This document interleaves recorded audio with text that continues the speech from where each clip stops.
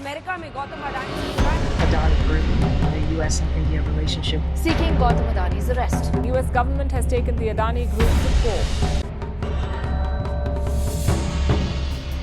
एक बिलियनियर जो कभी ग्रीन एनर्जी का विजनरी माना जाता था और अब एक यूएस कोर्ट के अरेस्ट वारंट का सामना कर रहा है। गौतम अडानी, उसका क्राइम क्या है?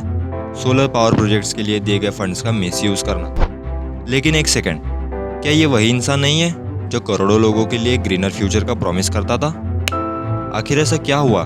इसके पीछे क्या रीजंस है? इसकी ओवरऑल सच्चाई जानने के लिए नंबर्स का एनालिसिस करेंगे और ये समझने की कोशिश करेंगे कि इस एक इंसान का फॉल ग्लोबली क्या इम्पैक्ट डाल सकता है।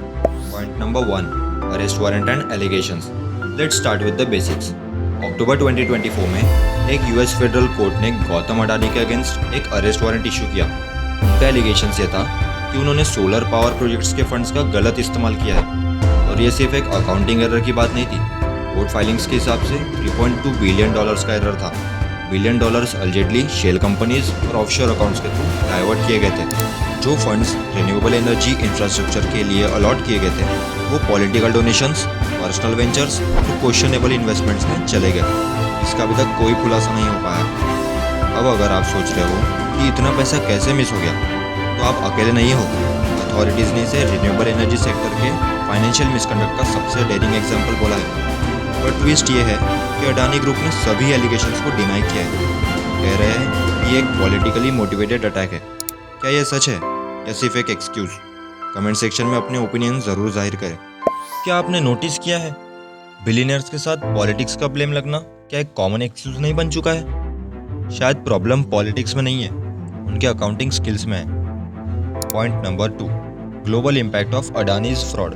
ये सिर्फ एक इंसान या एक कंपनी का मैटर नहीं है। इस चीज़ में अडानी के साथ साथ और भी 7 लोग शामिल हैं और फंड्स के मिसयूज की वजह से बहुत सारे मेजर सोलर पावर प्रोजेक्ट्स अधूरे रह गए, जिसका इफेक्ट इंडिया और साउथ ईस्ट एशिया के रिन्यूएबल एनर्जी इनिशिएटिव्स पर पड़ा। अब सवाल यह है कि यूएस में रहने वाले किसी इंसान को इससे क्या ही फर्क पड़ता है? तो सुनो, जब global clean energy production delay होती है तब एनर्जी प्राइसेस और बढ़ती है। हर डिलेड सोलर प्रोजेक्ट्स का मतलब है ज़्यादा से ज़्यादा फॉसिल फ्यूल्स पर निर्भर रहना। आपको समझाने के लिए मैं आपको इसका एक एग्जांपल बताता हूँ। एक्सपर्ट्स का एस्टिमेशन है कि अडानी ग्रुप ऑफ कंपनीज के फ्रॉड की वजह से ग्लोबल रिन्यूएबल एनर्जी गोल्स 5 से 7 साल पीछे जा सकते हैं। इसका मतलब ये है कि हर साल extra 500 million tons of carbon emission. ये नंबर इतना बड़ा है कि आप सोच नहीं सकते।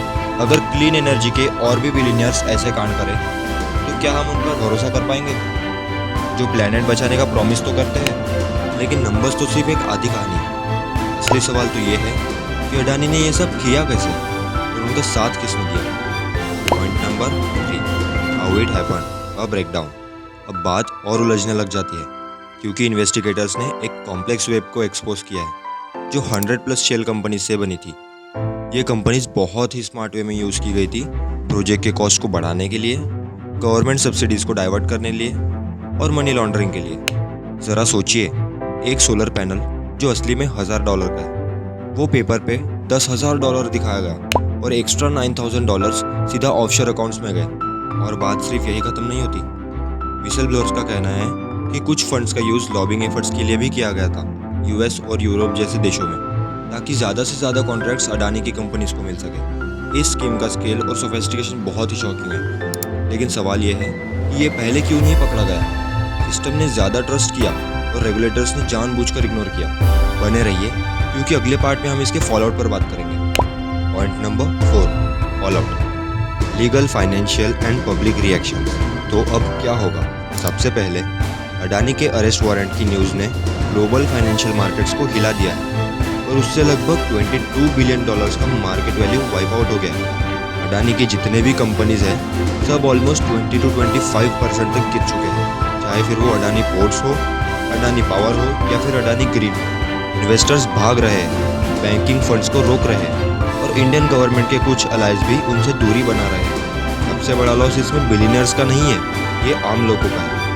अडानी के सोलर प्रोजेक्ट्स पर काम करने वाले हजारों वर्कर्स अब अनएम्प्लॉयड हो चुके हैं और करोड़ों लोगों को सस्ती रिन्यूएबल एनर्जी का इंतजार है जो उनसे प्रॉमिस की गई थी। लीगल बैटल तो अभी शुरू हुआ है, लेकिन एक बात तो क्लियर है, ये केस एक रिमाइंडर है कि जब प्रॉफिट पर्पस से ऊपर हो जाता है तो पब्लिक ट्रस्ट कितना फ्रैजाइल हो जाता है। Point number 5, what this means for the future. Adani का केस ग्लोबल अकाउंटेबिलिटी के लिए एक वेकअप कॉल है, स्पेशली रिन्यूएबल एनर्जी सेक्टर में।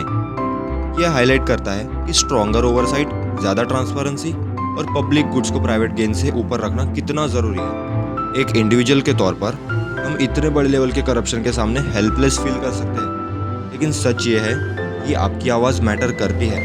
जब भी हम अकाउंटेबिलिटी की डिमांड करते हैं, कंपनीज, गवर्नमेंट्स और इंस्टीट्यूशन से हम एक ऐसा फ्यूचर बना रहे हैं जहां ऐसे स्कैंडल्स रेयर हो जाए। और ये सब अवेयरनेस से शुरू होता है, क्योंकि जैसे कहा जाता है $1 बिलियन का लॉस होने से बुरा सिर्फ एक चीज़ है, ट्रस्ट का लॉस होना।